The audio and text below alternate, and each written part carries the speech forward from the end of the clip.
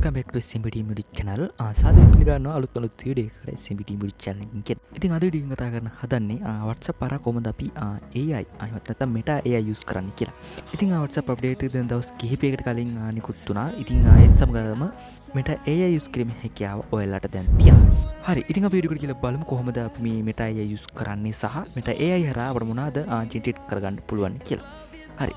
ඉස්සෙල්ලා මම කරන්න ඕනි ඔයාලා අප්ඩේට් එක දීලා නැත්නම් ඔයාලා යනවා Google Play Store එකට. Google Play Store එකට ගිහිල්ලා මේ විදිහට search bar එකේ WhatsApp එක search කරගන්න. මෙන්න ඊට පස්සේ මෙතන මේ විදිහට බලා ගන්න පුළුවන්. ඔයාලා අප්ඩේට් එක දීලා නැත්නම් අප්ඩේට් කියලා තියෙනවා. මුලින්ම ඔයාලා කරන්න ඕනි මේ අප්ඩේට් එක දෙන්න.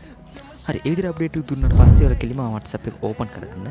ඕපන් කරගත්තට පස්සේ සමහරක් විට ඔයාලට මෙතන site එකෙන් පෙන්නයි AI කියලා. ඉතින් මේක ක්ලික් කරගත්තට පස්සේ ඔයාලා මෙන්න මේ වගේ ඉන්ටර්ෆේස් එකක් තමයි යන්නේ. ඉතින් මෙතන තියෙනවා ඔයාලා ජෙනරේට් කරගන්න පුළුවන් කැටගරිස් මෙතන තියෙනවා. ඔයාලා පුළුවන් ඕනනම් මේ කැටගරි එකක් සිලෙක්ට් කරලා ඉමේජ් එකක් ජෙනරේට් කරගන්න. ඉතින් මම දැනට කරන්නේ මෙතන මැසේජ් බොක්ස් එකේ මැසේජ් එකක් ටයිප් කරලා ඉමේජ් එකක් ජෙනරේට් කරගන්න එක තමයි. ඉතින් ඔයාලට පුළුවන් පුංචි වීඩියෝස් ජෙනරේට් කරගන්න පුළුවන්. අඩුම තප්පර 10ක වගේ වීඩියෝස් තමයි ජෙනරේට් කරගන්න පුළුවන් නේ. ඒ වීඩියෝස් ලිමිට් එකට තමයි ඔයාලට ජෙනරේට් කරගන්න පුළුවන්. ඔයාලට ඇත්තටම ජෙනරේට් කරගන්න බෑ. හරි. ඉතින් මේ හරහා ඔයාලට ඇඩල්ට් කන්ටෙන්ට් වගේ දේවල් ජෙනරේට් කරගන්න access දීලා නැහැ. ඉතින් ඒ වගේ දේවල් මේ හරහා ඔයාලට ජෙනරේට් කරගන්න බෑ. ඇඩල්ට් කන්ටෙන්ට් කියන්නේ 18ට වැඩි ෆොටෝස් වගේ දේවල් මේ හරහා ජෙනරේට් කරගන්න බෑ. හරි. ඉතින් දැන් බලමු කොහොමද මේ වගේ ෆොටෝස් එකක් ජෙනරේට් කරන්න කියලා. ඉතින් ඔයාලට ඉංග්‍රීසි බැරි කෙනෙක් නම් ඔයාලා කරන්න ඕනේ කෙලින්ම Google Translate හරහා මේක කරගන්න.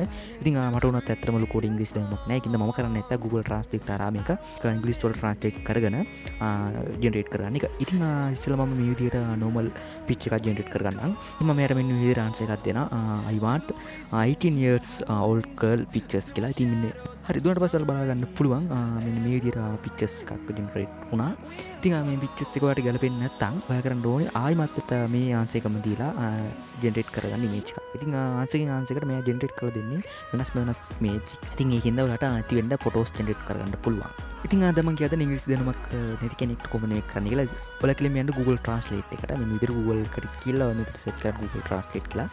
ඊට පස්සේ මෙතන ලැන්ග්වේජ් දෙකක් ඇති. මෙන්න මේ පළවෙනි ලැන්ග්වේජ් එක ඔයාලා දාගන්න සිංහලට, දෙවෙනි ලැන්ග්වේජ් එක දාගන්න ඉංග්‍රීසි වලට. ඉතින් මෙන්න මෙතන සිංහලට ටයිප් කරන ඕනම දෙයක් මෙන්න මෙතනින් ඉංග්‍රීසි විදිහට මෙයා ට්‍රාන්ස්ලේට් කරනවා. ඉතින් එන්නේ විදිහට ඔයාලා කැමති ආන්සර් එකක් සිංහලට ටයිප් කරලා ඉංග්‍රීසි වලට ට්‍රාන්ස්ලේට් කරගෙන ඔයාලට පුළුවන් ඇති වෙන්න AI හරහා ෆොටෝස් ජෙනරේට් කරගන්න. ඒක ගෲප් වලට ඔයාලගේ contacts වලට යූස් කරන්න පුළුවන්. ඉතින් ආදිරින් කතා කරේ AI හරහා කොහොමද pictures එකක් හරියට ජෙනරේට් කරගන්න කියලා.